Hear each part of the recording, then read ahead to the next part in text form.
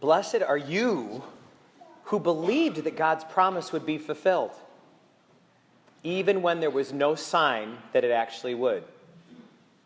Mary was blessed because she believed. She had no proof. And we need that very same quality. We need to be able to believe when everything is dark and bleak and there's no proof that things are going to work out. That's where our faith kicks in. And the quality that we need for this is the quality of hope. We need hope. But a lot of us don't really know what hope is. We get it mixed up with other things. This week, the Federal Reserve Board raised interest rates for the first time in years, and everybody was happy.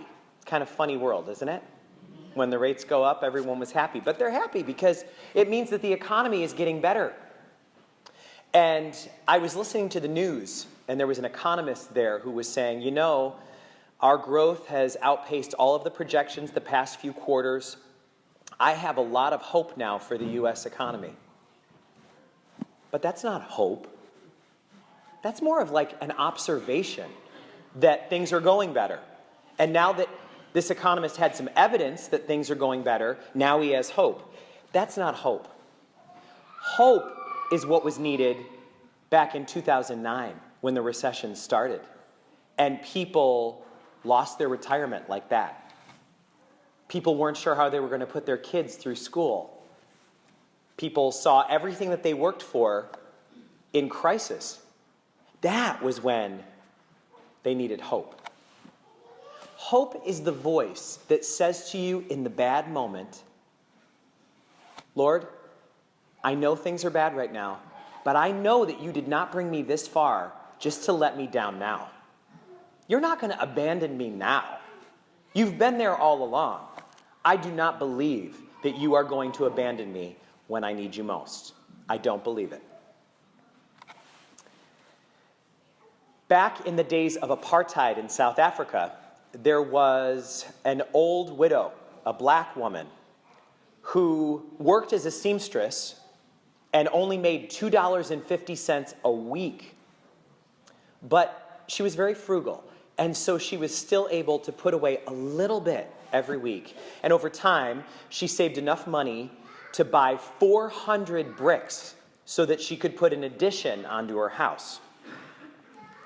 When the white man came one day to deliver her bricks, he only brought 250. And she said, wait a minute, I paid for 400 bricks. And he said, too bad, lady.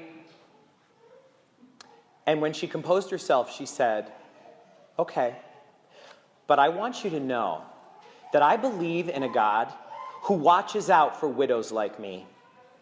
And someday, you'll know the meaning of those words. 2 weeks later, he was back with the rest of the bricks. She said, what happened? He said, I don't know, but I was working on 2 houses the past couple of weeks, and both of them burned to the ground. I had a feeling maybe your God was trying to tell me something. Hope is what we have when there is no evidence that things are going to work out. Hope is what we rely on when things are bleak and dark, like on December 20th, the darkest day of the year. What we need for this is trust. A lot of people talk about faith problems. They'll say, I'm worried about my daughter. She has a faith problem. She doesn't have any faith. But you know, I find that often when we talk like that, we're talking about belief, which is a part of faith, but is only part. We're talking about the head part of faith, which is these people are saying, my daughter doesn't believe all of the creed, or there's parts of what the church teaches that she doesn't believe or doesn't accept. She's got a faith problem. Those of us with faith, we know that the belief is not the hardest part. The harder part is trusting that God's promises are going to come true. We believe things with our head, but the trust comes from our heart. So it's really not about our head. You know, if we have hope in our head, like I feel hopeful, that's probably observation, like The Economist. When what we have is a feeling in our heart, God is not going to let me down. If we have a churning in our gut, if you've ever had that, I know, I can't even put words to it, but I know beyond being able to tell you that this is going to work out. That's hope. Mary's being held up to us today as the model of hope, but she shares that hope with every couple that's expecting a baby. It takes hope to bring a new life into the world. There is no guarantee when you are expecting that you are going to be able to carry that baby to term. And now that I know better, I feel so badly about the things that I used to say to couples who lost a baby through a miscarriage. I can't believe what I thought was helpful to say, and now I realize was so cruel. I would say things like, "I'm so sorry to hear that. Well, at least you can have other children." Or I would say, "Well, now you can try again. Maybe this time it will work out." And I repent for those things because it's so embarrassing to realize that not only was I disregarding that they lost a child, but that there was a terrible wound in their hope. Their hope was wounded because they were hoping so much and were believing, and it didn't work out. Interestingly, I think a lot of people who have experienced this have had a change of heart when it comes to the abortion rights issue. I've talked to people who've said, you know, when I lost my child in the womb, the grief was so terrible. I now realize that was a life. That was my child. So anyone who's thinking of starting a family, anyone who has the courage to conceive a child needs hope, because it's a fearful and amazing thing.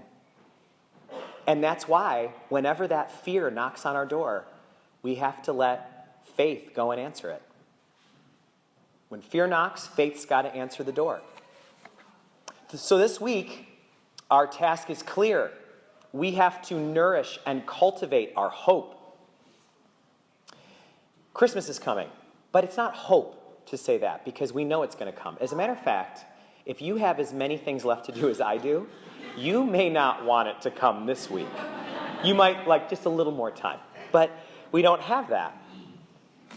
Hope is what tells us whatever the terrorists do next, we are going to make it through.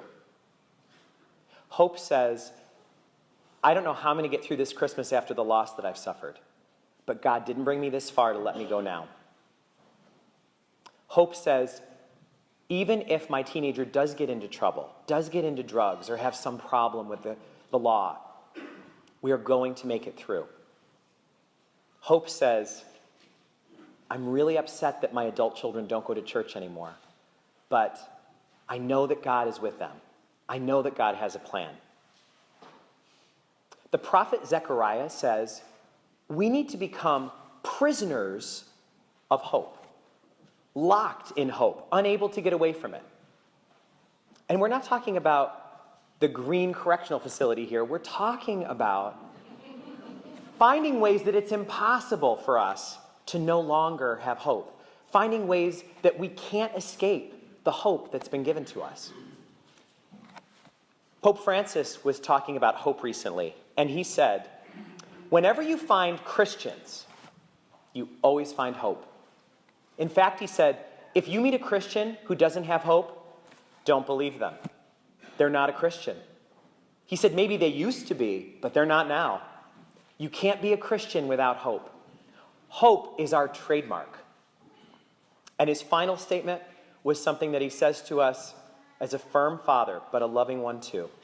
He said, don't any of you let yourselves be robbed of hope.